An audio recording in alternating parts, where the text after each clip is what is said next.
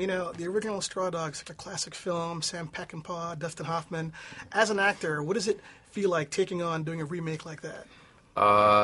Intense pressure, daunting. I try not to think about it too much, to be honest with you. I mean, I saw the original several times. Hoffman is at his best, and he's brilliant. But that said, that was 40 years ago, and remaking Straw Dogs for a new generation that may not be familiar with the original. Same story, maybe a few different themes in our film, so we've changed it a bit.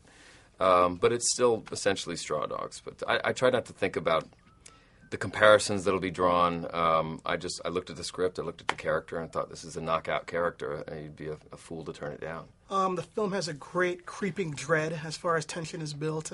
Obviously, most films are not shot linearly, but did Rod Lurie shoot this linearly to kind of maybe build up to the climactic scenes? Well, I mean, the blueprint was there with the original. I mean, you can't tweak it too much as far as the structure of the story, but it's always been a slow burn, and I think to shoot it linearly, you enhance that slow burn. It's we all start out, it's all pleasant and idealistic. This southern town where he's coming to write his screenplay, and his wife, where she grew up, wants to know about the locals and how to fit in, and what do? You go to the football games. Let's go to a football game. Let's drink. And I think maybe he's not aware of the offenses that he's making by driving into town in an old, fancy pants Jaguar and walking out on a church sermon, and then that's when it all starts to escalate, and that's compounded by Charlie's feelings for Amy that he still has, and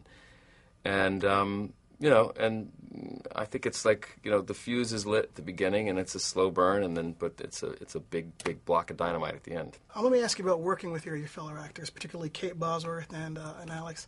And it's interesting because there is a slow burn. I like the tension it builds and so on. So when you get to these scenes where you're doing, the more climactic scenes, do you stay away from the quote-unquote straw dog guys, or are you kind of like, cool, we're offset, you guys can have a beer, and then turn it on and then get back in there and do what you have to do? Through the most of the filming, we were all pretty close. We would all hang out, we'd go eat together and have drinks. And to be honest, we did try to shoot in sequence as much as we could once we got on stage. So the siege, I guess you could call it, at the end of the film. Alex and I didn't hang out too much, but not because we had any disrespect for one another or didn't want to hang out with each other. It was just like, hey, if we're going to go into method territory, now's the time to do it. We do it here during this scene, and and he beat the hell out of me, it was a painful few days there, and an intense psychologically couple of days. But it was great because I'm not that way normally. I'm not, I show up on set, I have a good time, cameras roll, I'm into it, cameras stop rolling, I'm back to being me.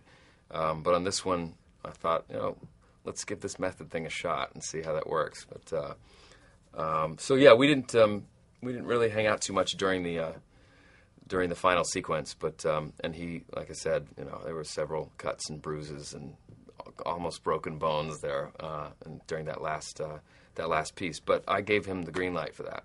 It's good stuff. All right, just one last question. So your character is a pacifist, an easy-going guy who's really thrown into this really horrific situation. What's the difference between you and him? Do you think you would have been a little more peeved earlier, or you would have been a little bit more pacifistic, personally? Well, I think I agree with a lot of his principles and his convictions. I think are the way we should live. I mean, it's civilized. It's let's not resort to violence. Let's figure things out. War isn't always the answer. Let's talk about this. Let's be adults. Let's be mature. And that said, he avoids a lot of conflict. And in the original, there was a lot more of that there. Hoffman was escaping to the northern English countryside to avoid the Vietnam War. And his wife knows that, and he knows it, and it isn't until the end of the film that he is forced to take a stand. you know, yeah, he's a bit. I think he just lives pacifically more than he is a pacifist. I think he just, again, he's got his set of principles and his code that he lives by, and he believes that he just doesn't believe in violence. And it isn't until he's backed into a corner that he's forced to take a stand, and you know, his life is dependent on it, and his wife's life, and his home, and he's got to defend himself. So, this is my house. I will not allow violence against this house. No, no, no, no, no!